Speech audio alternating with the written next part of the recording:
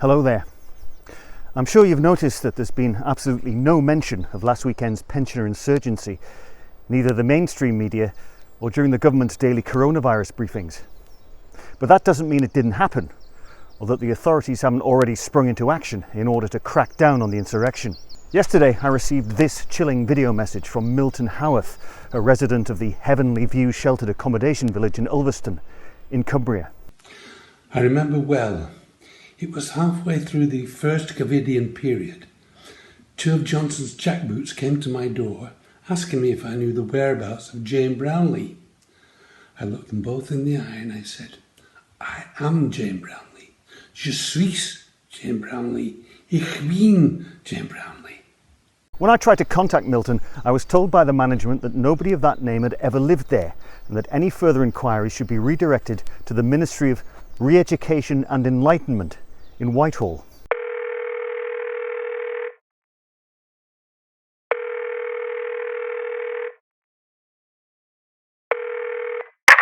Good morning, UK government. Stay home, protect the NHS and save lives.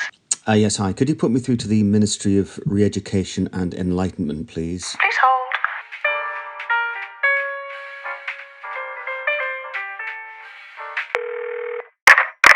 Stay home, save lives, and protect your so-called NHS. Is that the Ministry of Re-Education and Enlightenment? Perhaps. I'm ringing to make an inquiry about a gentleman by the name of Milton Howarth, who appears to have gone missing from a sheltered accommodation village in Cumbria. I wondered if you could... Who is this? My name is Brownlee. I'm a freelance journalist from... How did you get this number? I was put through by the switchboard.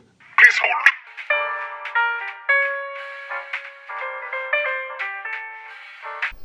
After 4 hours on hold, I gave up. When I called back later, the line was dead. But the mystery of what happened to Milton is still very much alive. I tracked down an eyewitness, a resident who we'll call Gladys X, who told me, shortly after midnight, I heard raised voices coming from Milton's bungalow. This was followed by the sound of a scuffle and something metallic scraping along the ground. When I looked out of my window, I saw Milton being bundled into the back of an unmarked van with his oxygen cylinder dragging behind him. Later, when I attempted to contact Gladys X to check the spelling of her name, I was told by the management that nobody of that name had ever lived there, and that further inquiries should be redirected to the Ministry of Re-Education and Enlightenment in Whitehall. Will we see Gladys X or Milton Howarth again? Or have they just become two more care home statistics?